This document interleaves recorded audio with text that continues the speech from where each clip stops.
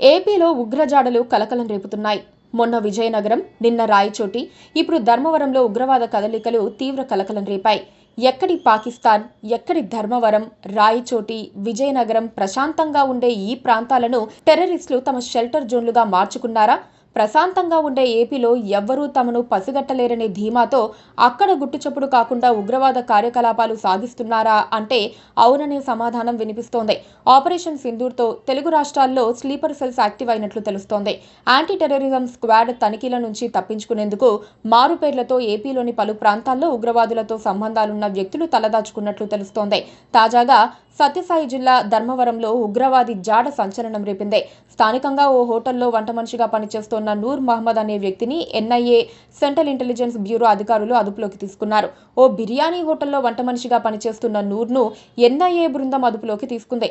Dharmavaram quota ఏరియాలో నివాసం ఉంటోన్న నూర్ను అదుపులోకి తీసుకోవడంతో పాటు అతడి ఇంట్లో సోదాలు నిర్వహించారు. 16 సిమ్ కార్డులు స్వాధీనం చేసుకున్నారు. నూర్ సోషల్ మీడియా పోస్టింగ్స్ పై ఎన్ఐఏ అధికారులు ఆరా తీస్తున్నారు. నూర్ మహమ్మద్ తరచూ పాకిస్తాన్కు ఫోన్ కాల్స్ చేస్తూ అక్కడి ఉగ్రవాదులతో చాటింగ్ చేస్తున్నట్లుగా గుర్తించారు. నూర్ను అదుపులోకి తీసుకున్న కొద్దిసేపటికే పోలీసులు ఎర్రగుంట ప్రాంతానికి చెందిన యువకుడు రియాజ్ను కూడా అరెస్ట్ చేశారు. అతను పాకిస్తాన్ జెండాతో పాటు ఆ దేశానికి చెందిన social media influencer Syed Bilal video upload చేసినట్లుగా గుర్తించారు. దీనిపై పోలీసులు అన్ని కోణాల్లో విచారిస్తున్నారు. పగలు వంటవాడి అవతారంలో కనిపించే మహమ్మద్ నూర్ రాత్రైతే చాలు పాకిస్తాన్లోని ఉగ్రముఖలతో వాట్సాప్ చాట్స్తో బిజీగా ఉంటాడని పోలీసులు చెబుతున్నారు. చేసేది వంట పని, కానీ టెర్రర్ లింక్స్ అతగాడి బ్యాక్గ్రౌండ్ అని తేలిందే. నూర్ కదలికలపై అనుమానం వచ్చి పోలీసులు ఆరా తీస్తే Dharmavaram to Pakistan terror links బయటపడ్డాయి. ధర్మవరం కోటా కాలనీలో నూర్ని ఐబీ అధికారులు అదుపులోకి తీసుకున్నారు. దీంతో ఎన్ఐఏ కూడా రంగంలోకి దిగింది. విచారణలో విస్తుపోయే వాస్తవాలు బయటపడుతున్నాయి. మౌలానా మసూద్ అజర్ స్థాపించిన జైషే మహ్మద్ ఉగ్రవాద సంస్థ పాకిస్తాన్ కేంద్రంగా పనిచేస్తోంది. భారత్పై ఉగ్రదాడులు చేయటమే దీని లక్ష్యం. 2001 పార్లమెంట్ దాడి, 2016 పఠాన్కోట్ దాడి, 2019 పుల్వామా దాడి వంటి భారీ ఉగ్రదాడులకు ఈ ఉగ్రముఖ పాల్పడింది.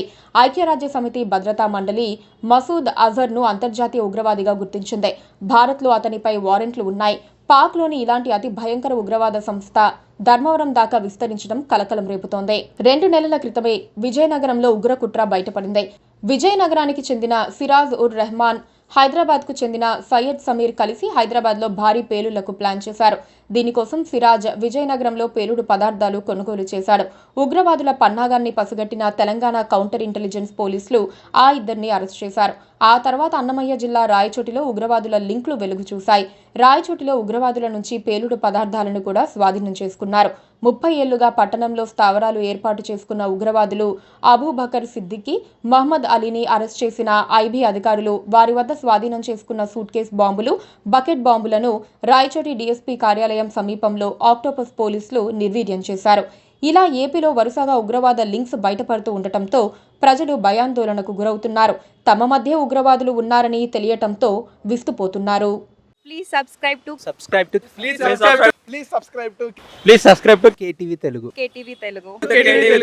KTV Telugu. KTV Telugu channel.